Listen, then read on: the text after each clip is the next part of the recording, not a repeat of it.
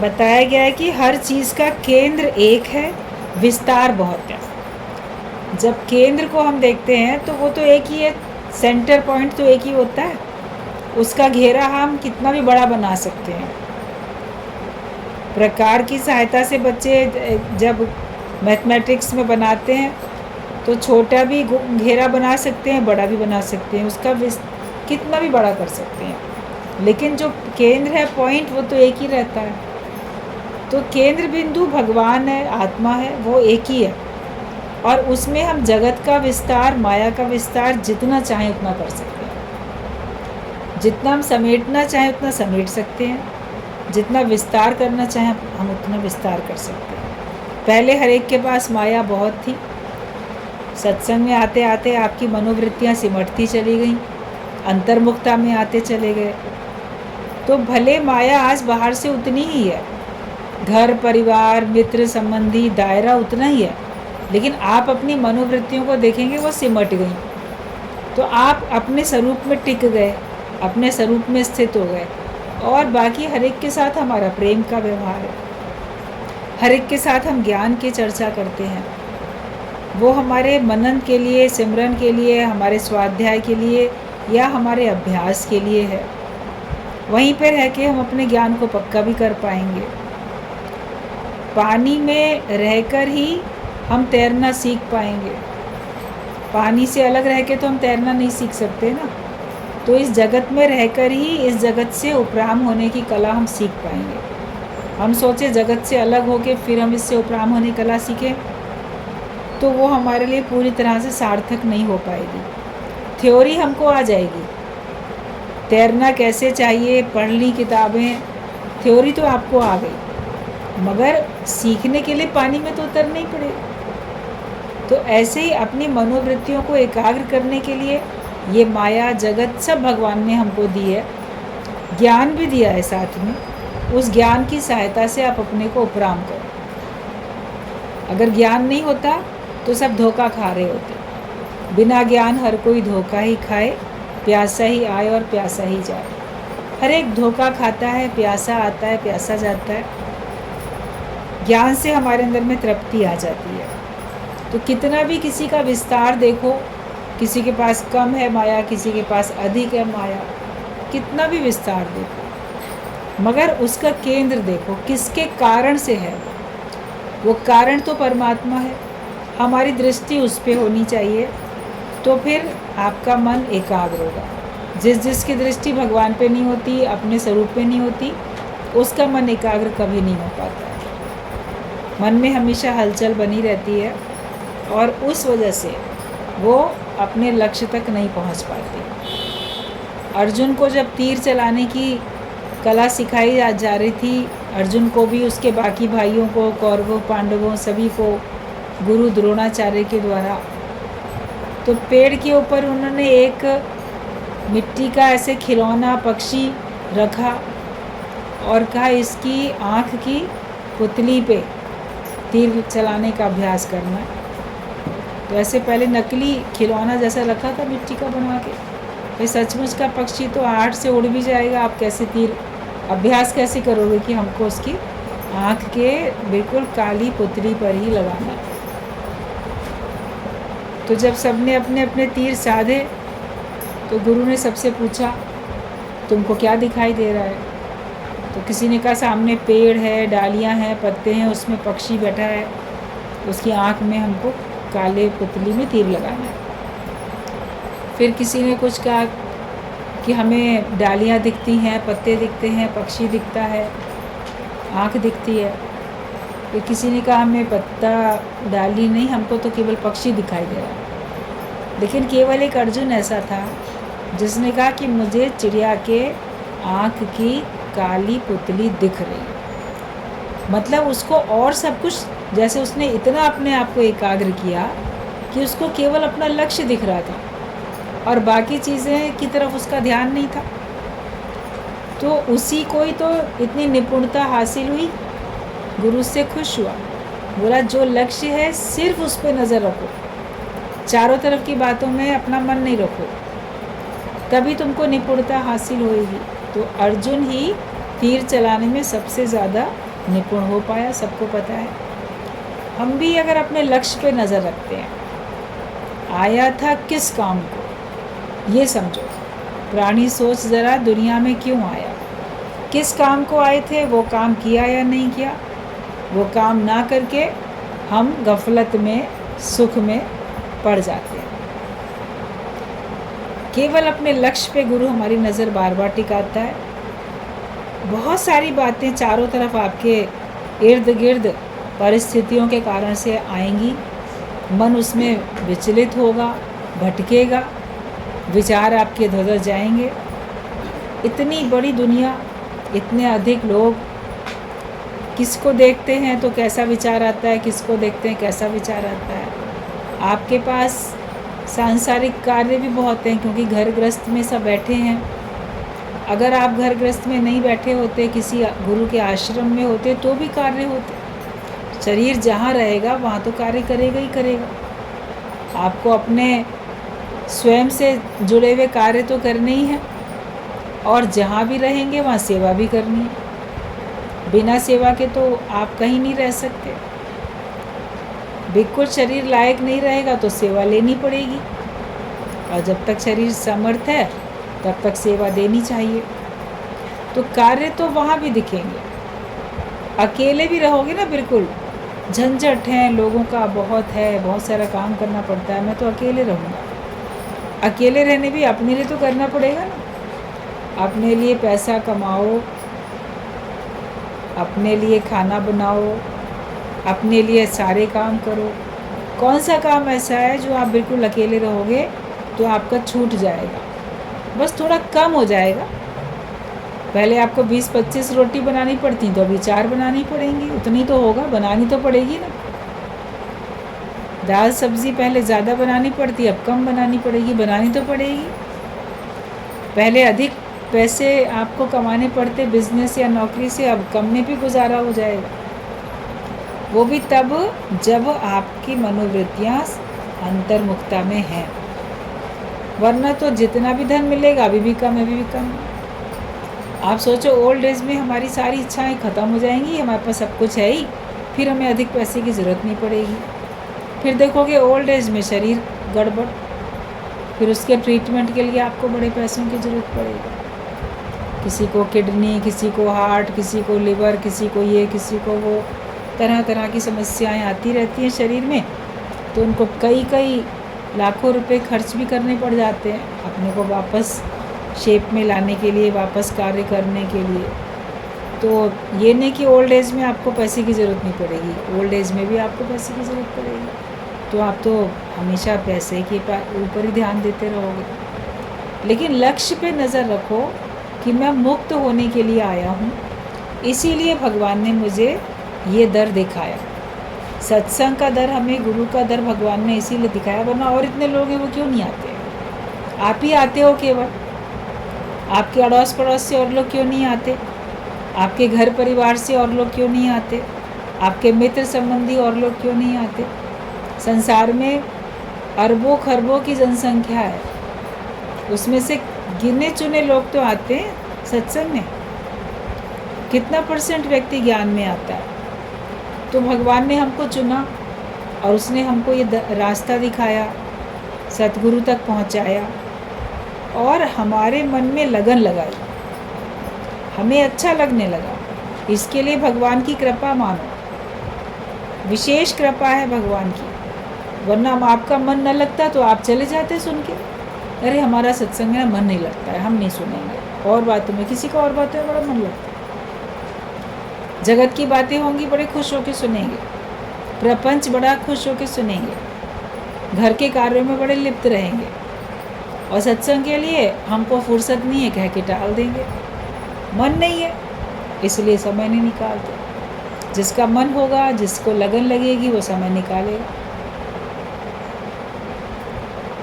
जिसको भगवान में लगन लग जाए तो उसका तो बेड़ा पार ही हो जाएगा, उद्धार हो जाएगा। तो हमें अपने लक्ष्य पे नज़र रखनी है। मनुष्य जीवन बहुत कीमती है, सोने के थाल की तरह से कीमती बोला जाता है। दृष्टांत कितनी बार सत्संग में चला है कि राजा ने अपने महल के सफाई कर्मचारी के ऊपर खुश होके उसको एक सोने का थाल दे दिया।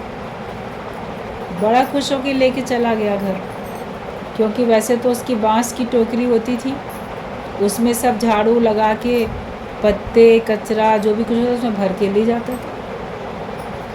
अगले दिन राजा ने क्या देखा, वो सोने के थाल में कूड़ा इकट्ठा करके लेके जा रहा है। उसने सोचा राजा ने शायद मुझे ये इसीलिए दिया है, मेरा तो यही काम है, कूड़ा कचरा इकट्ठा करके महल का सारा भर के किसी उसमें डस्टबिन में डस्टपैन में और मुझे बाहर डस्टबिन में डालना। तो राजा ने जब ये देखा उसको मन ही मन बड़ा अफसोस हुआ, किस काम के लिए सोने का थाल मिला था और क्या काम ये कर रहा है। भगवान को भी अफसोस होता है, मनुष्य शरीर ही वो सोने का थाल है। इसको पाके हम अच्छे विचार नहीं रखते, इसमें अच्छे सद्गुण नहीं रखते, हम अपने को दुर्गुण से भर लेते हैं, दोषों से और बुराइयों से हम अपने को भर लेते हैं और काम वही जगत के करते हैं। कहा जाता है खाना पीना भोगना सोना तो पशु भी खूब जानते हैं, अपना घर परिवार तो वो भी अच्छे से चला लेते। तो मनुष्य जन्म में आके भी अगर हमने यही किया तो कौन सा हमने विशेष कार्य किया, उससे कुछ महान ऊंचा कार्य भी तो हमें करना चाहिए। वो फिर गुरु सिखाता है। जैसे उस सफाई कर्मचारी को पता नहीं था कि ये मुझे सोने का थाल राजा ने किस काम के लिए दिया, तो ऐसे ही संसार में बिना सतगुरु के मिले पता नहीं होता कि मनुष्य शरीर हमको भगवान ने क्यों दिया है। लगता है कि मनुष्य शरीर तो हमें केवल सुख भोगने के लिए दिया, माया के खूब सुख लेने के लिए दिया है, श्रेष्ठ हैं, हम कुछ भी कर सकते हैं। यही सोच के मनुष्य माया के ही आकर्षण में माया के ही सुखों में फंस जाता है। लेकिन गुरु बताता है कि ये तुम्हें किस लिए मिला और जिस कार्य के लिए भगवान ने दिया है वो कार्य गुरु हमसे कराता है, हमको प्रेरणा देता है। सच्चे गुरु सबसे पहले हमें अपनी ओर आकर्षित करते हैं। हमारा मन गुरु की तरफ आकर्षित होता है, हमें लगता है हमारा गुरु से बड़ा प्रेम हो गया, इश्क हो गया, हमारा मन आकर्षित हो जाता है। तो ये गुरु का काम है, वो अपनी वाणी से अपने संकल्प से वो जो भी उसके पास आता है तो वो सत्य की वाणी सुन के प्रभावित होता है, आकर्षित होता है। तो गुरु पहले अट्रैक्ट करते हैं, उसके बाद सेकंड काम ये होता है कि वो इंस्पायर करते हैं, मतलब तुम्हें प्रेरणा देते हैं। भाई जो प्रेम से आएगा बैठेगा गुरु को अपना समझेगा उसी को तो गुरु प्रेरणा देगा। ऐसे राह चलते लोगों को घर घर जाके थोड़े ना कहेगा चलो चलो सत्संग सुन के तुम ऐसे बन जाओ। भाई जो गुरु में श्रद्धा रखेगा, भक्ति रखेगा, प्रेम मतलब भक्ति, भक्ति मतलब प्रेम, तो जो गुरु के प्रति श्रद्धा विश्वास रखेगा, भक्ति प्रेम रखेगा, आकर्षित होएगा गुरु से, उसी के तो जीवन बनाने के लिए गुरु उसको प्रेरणा देगा। ये ज्ञान सुनो, ऐसा जीवन बनाओ, ऐसे बंधन रहित हो जाओ, ऐसे माया रहित हो जाओ और तुम्हें ये कर सकते हो, तुम मुक्त हो सकते हो। ऐसे ऐसे प्रेरणादायक वचन गुरु हमको बताता है, तो वो हमको हौसला हिम्मत देता है कि तुम कर सकते हो। वरना मन सोचता है कि क्या हम भगवान को पा सकते हैं, क्या इस जन्म में हम मुक्त हो सकते हैं, क्या हम ऋषि मुनियों की तरह से महान बन सकते हैं। तो गुरु तुमको प्रेरणा देता है कि नहीं, तुम ज्ञान के हिसाब से जीवन बनाओ, तुम ऐसे हो सकते हो और तुम ज़रूर हो जाओगे। तुम इस दर पे आए हो तो तुम अवश्य ही मुक्त हो जाओगे। ऐसे ऐसे वो हमको प्रेरणादायक वचन बताता है और उसके बाद जब हमको प्रेरणा देता है फिर वो पूरा हमको चेंज कर देता है, पूरा एकदम बदल जाता है जीवन। आप देखोगे पहले आप सकामी थे, अब आप निष्कामी हो गए। पहले जीव भाव में थे, अब आप आत्म भाव में आ जाते हो, भगवत भाव में आ जाते हो। आपका मन जीवन सोच विचार पहले की तरह अब रहते ही नहीं है, सब बदल जाते हैं। तो अट्रैक्ट करता है, इंस्पायर करता है और चेंज कर देता है, बिल्कुल आपको बदल देता है। अब आप पहले वाले देहाध्यासी, पहले वाले जीव भाव वाले रहते ही नहीं। आपको लगेगा मैं नया बन चुका हूँ। आप अपने निश्चय में टिक जाते हो। पहले बंधन में थे, अब आप मुक्त हो जाते हो, जीवन मुक्ति का आनंद लेते हो, आप अपने स्वरूप में टिक जाते हो। स्टेजेस है, अपने को देखना चाहिए कि हमारी कौन सी स्टेज है। अभी केवल हम आकर्षण में ही आ रहे हैं, या हमको अंदर से प्रेरणा भी होती है कि नहीं मैं भी ऐसा बनूं, मैं भी मुक्त हो जाऊं, मैं भी गुरु जैसा बन जाऊं, मेरा भी निश्चय वैसे ही हो जाए, मैं भी यही कार्य करूं, निर्बंधन हो जाए और ये निष्काम कार्य करते करते हम अपने स्वरूप में टिक जाएं। कहीं कहीं पे अटक जाता है व्यक्ति, कोई पहली स्टेज पे अटकता है, कोई दूसरी में अटक जाता है, लेकिन तीसरे में टिकता नहीं है। जब तक आप पूर्ण मुक्त नहीं हो जाते हो तब तक गुरु आपको छोड़ता भी नहीं। कहा जाता है कि गुरु तुमको कब्र से निकाल के भी मुक्त करता है, मतलब कि वो तुमको जब तक तुम मुक्त ना हो जाओ तब तक वो तुम्हारे पीछे पड़ा ही रहता, तुम्हारे साथ मेहनत करता ही रहता। आज भी गुरु की वाणी हम सबको मुक्त करने के लिए चल रही है ना। कोई उस समय मान लो जब गुरु शरीर रूप में सामने होते हैं, उस समय मान लो कोई अपने को पूरा मुक्त नहीं कर पाता है, तो जब गुरु शरीर रूप में नहीं भी होते हैं तो भी तो उनकी वाणी से फिर मुक्त हो जाते हैं ना।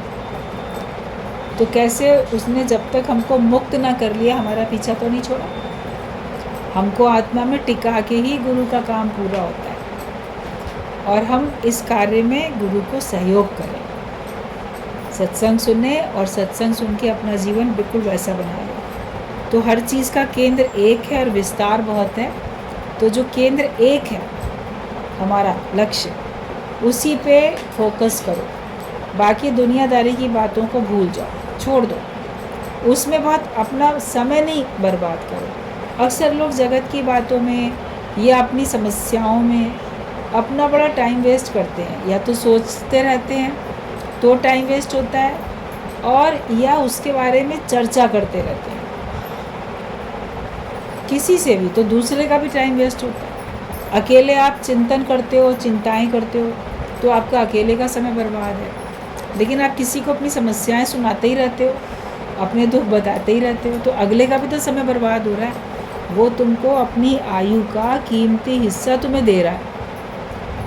अनमोल श्वासें हैं, गिनती की श्वासें हैं, ये श्वासें वापस मिलेंगी नहीं।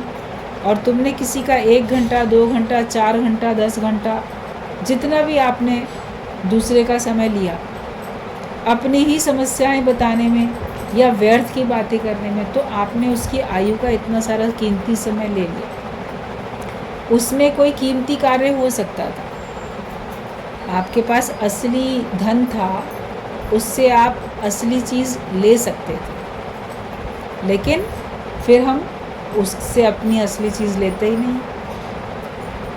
हीरे मोती दे के आप आर्टिफिशियल ज्वेलरी खरीद लेते हो, कांच के टुकड़े खरीद लेते हो, मिट्टी की चीज़ें खरीद लेते हो। दिया तो आपने उसको बड़ा कीमती हीरा मोती सोना चांदी, और ख़रीदा क्या? ख़रीदा तो आपने बिल्कुल कीमती नहीं थी जो चीज़, वो खरीद ली, तो वो बेकार हुआ ना, व्यर्थ तो चला गया ना हमारा वो सब।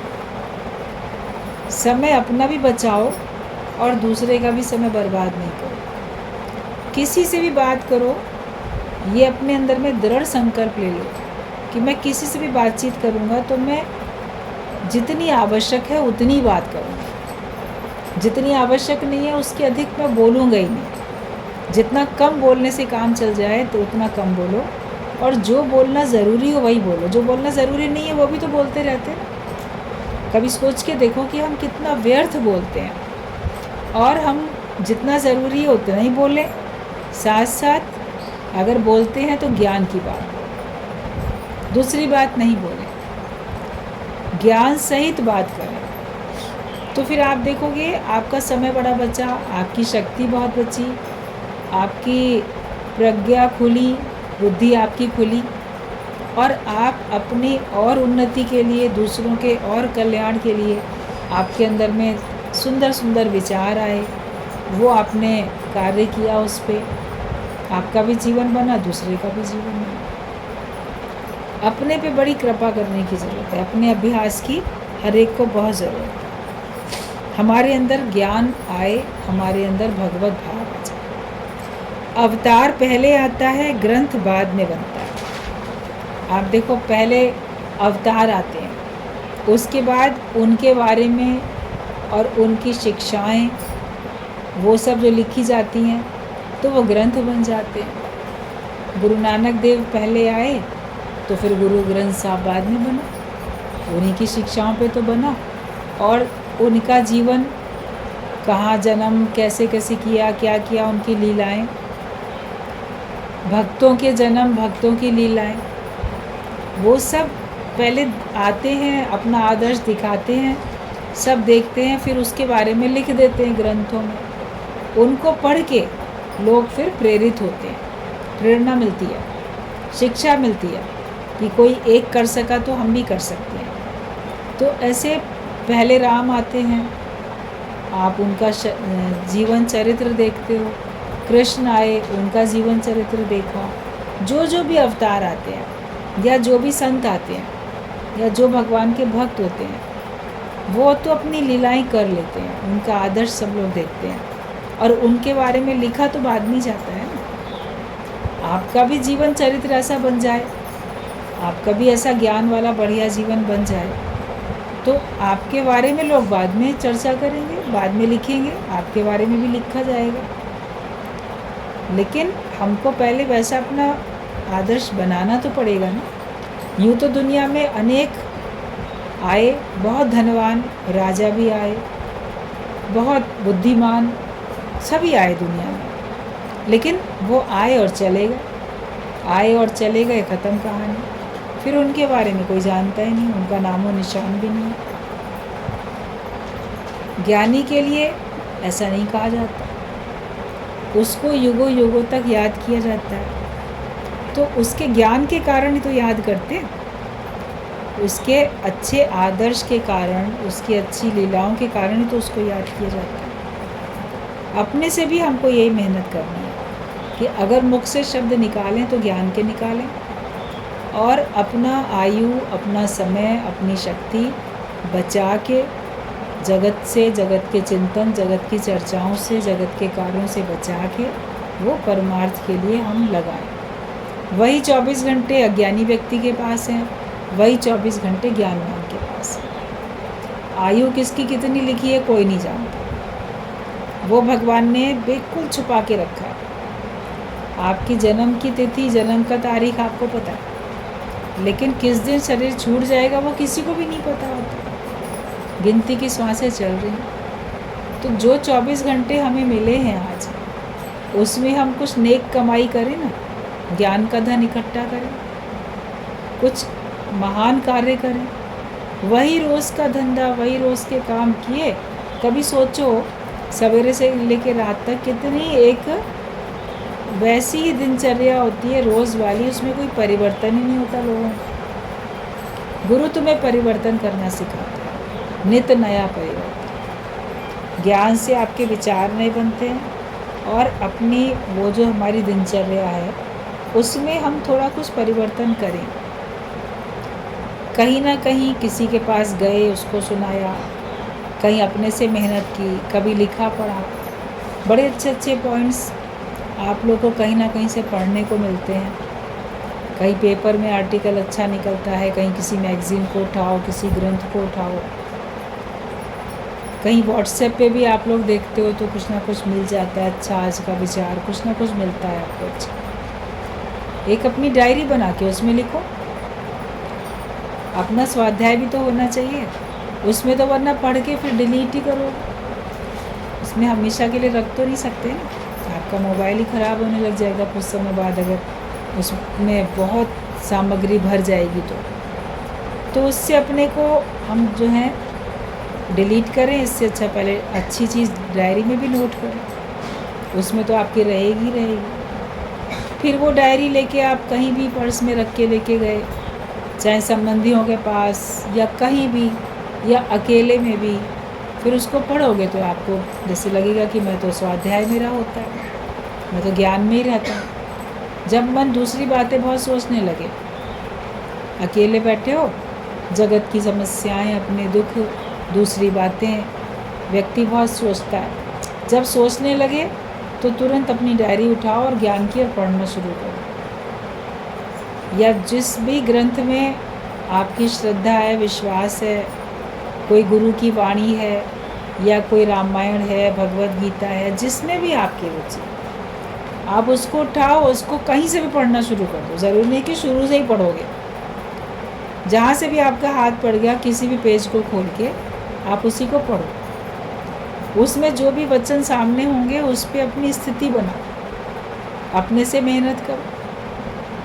वरना मन तो है ना, खाली दिमाग शैतान का घर, वो बैठ के बस पुरानी बातें सोचेगा, आगे आने वाली बातों के लिए चिंता करेगा, भय करेगा, क्या होगा आगे, कैसे होगा, यही सब बातें मन व्यर्थ की सोचता है। लेकिन इस सोच विचार से गुरु हमको बचाता है कि उससे बचने के लिए सत्संग एक सहारा है, ज्ञान के वचन एक सहारा है। अपने स्वयं से हमारा बड़ा अभ्यास होना चाहिए।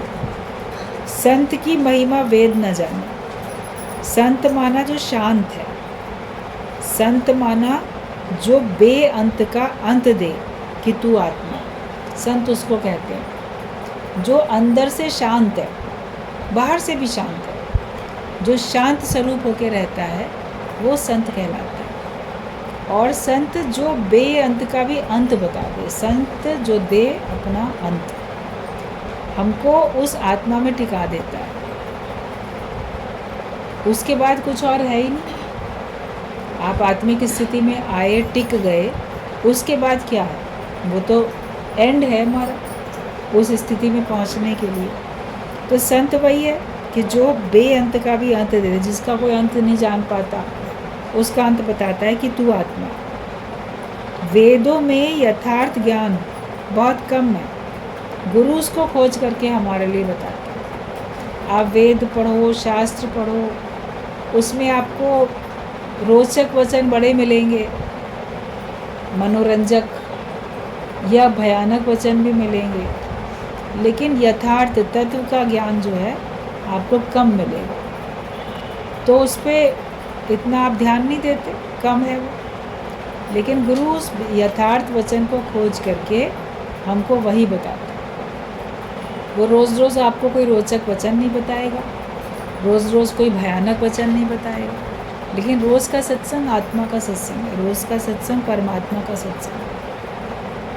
ब्रह्म ज्ञान है तो ब्रह्म का ही ज्ञान है, ब्रह्म के बारे में ही बताया जाता है, ब्रह्माकार वृत्ति बनाई जाती है, ब्रह्म में तुम्हें टिकाया जाता है। और साथ साथ तो रोचकता है ही, कभी हंसना बोलना भी होता है, ज्ञान में रोचकता भी बनी रहती है, कभी ऐसे हंसी वाले दृष्टांत भी होते हैं, कभी भयानक वचन भी होते हैं।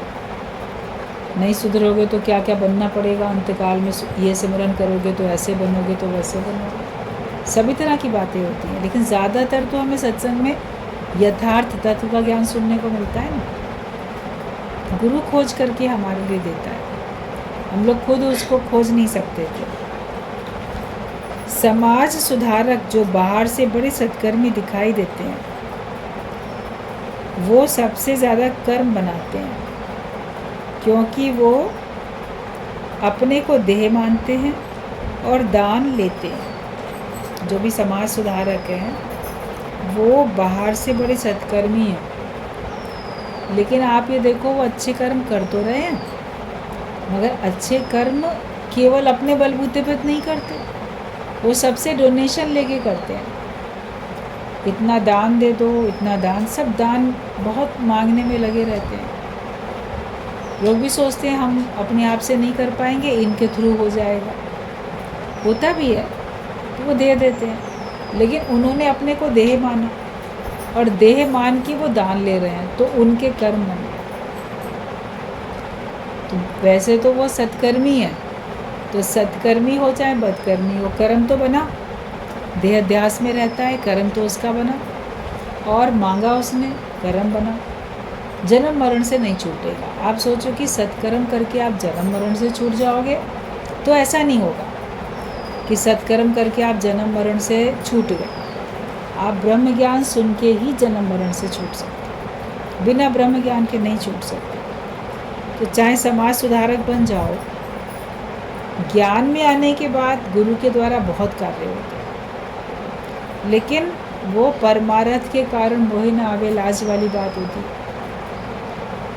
जब जैसे कभी आश्रम वगैरह बनने होते हैं, या गुरुजी ने भी इतना बनाया, सत्संग का हॉल, सब वो सबकी प्रेरणा से और सबके सहयोग से बना। तो उन्होंने अगर मान लो कहा भी तो स्वेच्छा से जिसको जो देना है, कोई कंपल्शन भी नहीं रखा कि नहीं इतना इतना तुम्हें देना ही देना है, मगर बताया और कहा भी, प्रेरणा भी दी। तो वो परमार्थ के कारण था और सबके संकल्प से था। गुरु तो अपने आप को, जब हमको आत्मा में टिकाते हैं तो अपने को भी तो आत्मा में टिका के ही तो किसी को टिका सकता है कोई। तो वो फिर कितना भी उससे कार्य हो जाए ब्रह्मज्ञानी से, वो उसके खाते में नहीं आता, क्योंकि वो अपने को देह नहीं मानता और वो कर्तापने से कोई काम नहीं करता है। सहजता से कार्य होता है और उसमें उसकी कोई अपनी निजी स्वार्थ, निजी इच्छा, अपना निजी अहम भाव नहीं होता। इसलिए मान लो देखने में आता है कि इतना इतना बड़ा बन गया, ये हॉल बना, वो हॉल बना, ये बना, तो इन्होंने भी लिया, इन्होंने भी मांगा, तो वो एक अलग बात पड़ जाती है। लेकिन जो सोशल वर्कर, समाज सुधारक जो लोग निकलते हैं, वो ब्रह्मज्ञानी तो नहीं है, वो तो अपने को देह में ही मानते हैं। वो एक अच्छे लोग कहे जाते हैं, अच्छा कार्य करते हैं, अच्छे लोग कहे जाते हैं और सबके भले के लिए करते हैं। कहीं भूकंप आएगा तो भूकंप पीड़ितों की सहायता के लिए देखो दौड़े दौड़े जाते हैं, तन मन धन सब लगाते हैं और सबसे सहयोग मांगते हैं, सबको प्रेरित करते हैं कि तुम लोग भी तो कुछ करो। तो अगले को अच्छा कर्म करने की प्रेरणा भी देते हैं, वो लोग दान लेते हैं सबसे। लेकिन चूंकि वो देह में है, इसलिए उनके कर्म बन रहे। जो अपने को देह मान के चाहे बदकर्म करेगा चाहे सत्कर्म करेगा, उसके कर्म बनेंगे, उसको नेक्स्ट जन्म लेना ही पड़ेगा। कहते कर्मी तो आवे कपड़ा, न दरी मोक्ष द्वार। जो कर्म करने वाला होगा, अपने को कर्तापने में रख के कर्म करेगा, तो उसको देह रूपी कपड़ा मिलेगा। उसको मोक्ष का तो खिड़की दरवाज़ा तक देखने को नसीब होने वाला नहीं है। उसको तो चूँकि वो खुद देह में था, तो उसको नेक्स्ट फिर दोबारा देह मिलती है। अगर आप इसी जन्म में अपने को देह मानने से इनकार कर दो, मुकर जाओ कि मैं देह नहीं हूँ, और अपने आत्मिक स्वरूप में टिक जाओ, हकीकत तो वही है। रोज़ थोड़ा विचार कर लिया करो, कभी 5-10 मिनट अपने से। दूसरों से तो बहुत बातें करते हो, लेकिन कभी अपने स्वयं से भी तो बातचीत करो कि आखिर मैं कौन हूँ। आईने में कभी अपने आप को देखो तो अपने को बात करो, क्या मैं जो दिखता है ये हूँ, या इसको धारण करने वाला मैं अलग हूँ। कभी तो अपने से 5 मिनट भी बैठ के विचार करोगे कि तो 5 तत्वों की देह मेरे से अलग है। जैसे ये कपड़े मेरे से अलग हैं पहने हुए, पहनने वाला मैं अलग हूँ, ऐसे देह को धारण करने वाला मैं अलग हूँ और ये देह मेरे से अलग है। जब ये विचार आपका पक्का रहता है तो आप देह होते हुए भी देह नहीं होते। देखने में तो आता है तुम शरीर हो, मगर तुम शरीर हो थोड़ा। तो आपको फिर अगर अभी अपने को आप विदेही मान के चलते हो, तो आप नेक्स्ट दोबारा देह आपको नहीं मिलेगी।